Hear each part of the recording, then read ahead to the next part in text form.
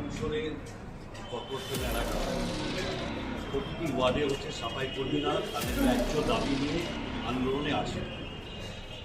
দীর্ঘদিন ধরে তারা আন্দোলন করছে কর্পোরেশনের বিভিন্ন জায়গায়। যে জঞ্জাল, সেই জঞ্জাল হচ্ছে যে পড়ে থাকছে, কোনোরকম পরিষ্কার পরিচ্ছন্ন অবস্থায় নেই। এই সময় মাধ্যমিক পরীক্ষা চলেছে, উচ্চ মাধ্যমিক পরীক্ষা,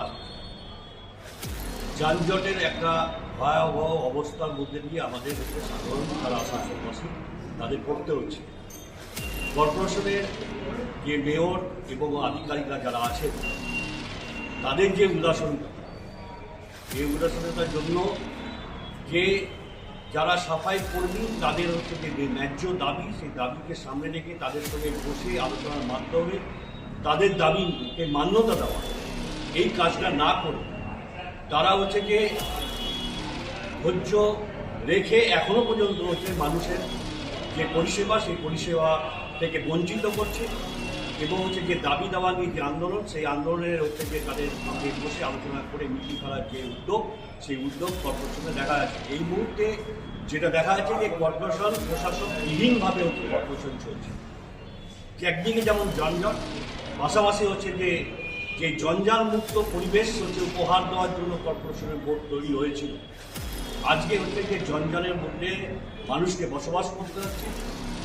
যে কোনো সময় হচ্ছে যে ডায়রিয়া থেকে করোনা যে তাহলে আমরা এই সময় হচ্ছে ডায়রিয়া ছাড়াও হচ্ছে বিভিন্ন ব্যাধি, যে ব্যাধি হচ্ছে যে ভয়াবহ আকার ধারণ করতে পারে যে কোনো মুহূর্তে, যেটা হচ্ছে যে প্রশাসনের যে দায়িত্ব, সেই দায়িত্ব তারা পালন করতে পারছে না। এই জন্যই হচ্ছে যে আমরা মেয়রকে না পেয়ে আমরা হচ্ছে যে এখানকার আধিকারিক যে আছে তার কাছে আমরা হচ্ছে আমাদের দাবি নিয়ে আমরা এসেছি যে ইমিডিয়েট হচ্ছে যে এই ব্যবস্থার হচ্ছে যে শুরু হওয়া উচিত।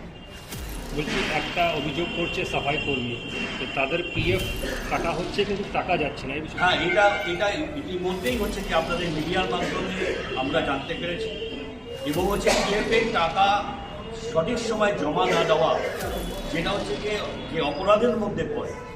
এখনও পর্যন্ত কর্পোরেশনের কারণ নেই যে শ্রমিকদের পিএফ জমা হলো না, তাদের যে ন্যায্য যে তাদের যে ন্যায্য যে অধিকার, তাদের যে বেতন থেকে টাকা কাটার পরেও পিএফ জমা হচ্ছে না, এই বিষয়েও হচ্ছে যে আমরা হচ্ছে যে কর্তৃপক্ষের কাছে জানতে চাই। এটার মধ্যে কোনো দুর্নীতি দেখছেন? দুর্নীতি তো কর্পোরেশনের হচ্ছে যে এর আগে একটা এমন অবস্থার মধ্যে পৌঁছে গেছে যে দুর্নীতির পাহাড় হচ্ছে কর্পোরেশনের মধ্যে আছে।